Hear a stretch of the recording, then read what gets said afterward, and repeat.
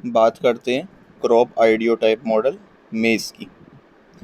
मेज़ के crop ideotype model की बात करते हैं। किसने दिया था? 1975 में मॉक एंड पियर्स ने मेज़ का क्रॉप आइडियोटाइप मॉडल दिया था। अब आइडियल एनवायरनमेंट में इस प्लांट की ग्रोथ और डेवलपमेंट के लिए क्या आइडियल कैरेक्टरिस्टिक होनी चाहिए, यानी कि मॉडल में इन्होंने क्या क्या बताया था उसकी बात करते हैं। मैक्सिमम फोटोसिंथेटिक एफिशिएंसी होनी चाहिए, लो टेलरिंग होनी चाहिए, कॉप का साइज़ बड़ा होना चाहिए, फोटो पीरियड इनसेंसिटिविटी होनी चाहिए, इसके अलावा स्लो लीफ सेनेसेंस होना चाहिए, कोल्ड टॉलरेंस होनी चाहिए जर्मिनेटिंग सीड्स में, यंग सीडलिंग में। इसके अलावा लॉन्ग ग्रेन फिलिंग पीरियड होना चाहिए प्रैक्टिकली जो पॉसिबल हो। एफिशिएंट कन्वर्जन होना चाहिए फोटोसिंथेट्स का ग्रेन में।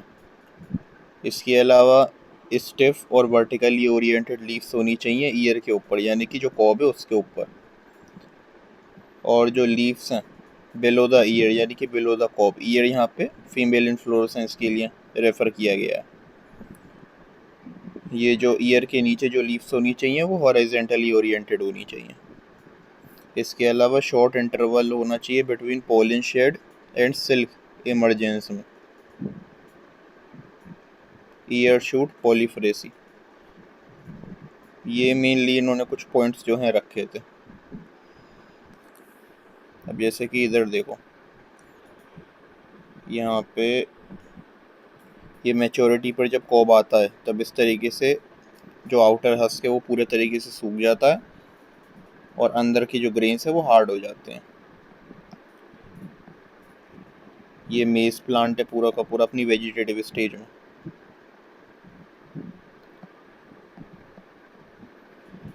इसके अलावा ये जो आप देख रहे हो यहाँ पे, ये क्या है? Male inflorescence. और जो मेज है, मेज की केस में हम मेल इन्फ्लोरेसेंस को बोलते क्या है? टेजल। और जो फीमेल इन्फ्लोरेसेंस है उसे हम क्या बोलते हैं? ईयर या कॉब। यानी कि जो पूरा का पूरा भुट्टा होता है वो पूरा भुट्टा अपने आप में एक कम्प्लीटली डेवलप्ड फीमेल इन्फ्लोरेसेंस है, जिसे हम ईयर या फिर कॉब बोलते हैं। और उसमें से जो आपको ये रेशे रेशे निकलते हुए दिखते हैं, जो आप यहाँ पे देख रहे हो, ये रेशे रेशे निकलना है, इनको हम क्या बोलते हैं? ये जो रेशे रेशे निकल रहे हैं इनको हम बोलते हैं सिल्क, क्योंकि ये होते हैं स्टिग्मा और स्टाइल्स। स्टिग्मा जहाँ पे पॉलन ग्रेन रिसीव होगा, और स्टाइल जिसके अंदर पॉलन ट्यूब आपको देखने को मिलेगी। तो स्टिग्मा और स्टाइल है ये जो रेशे रेशे आप देख रहे हो। एक बार रिपीट करते हैं। मेज का क्रॉप आइडियोटाइप मॉडल 1975 में दिया था मॉक एंड पियर्स ने। अब मेज आइडियोटाइप जैसा मैंने बताया, यानी कि आइडियल प्लांट मॉडल की आइडियल एनवायरनमेंट के हिसाब से ऑप्टिमली क्या कैरेक्टरिस्टिक होनी चाहिए एक मेज प्लांट की। यहाँ पे इन्होंने डायग्राम भी बना रखा है, रूट सिस्टम किस तरीके का होना चाहिए, crown roots, seminal roots, primary roots, वो यहाँ पे इन्होंने बना करके दिखा रखा है।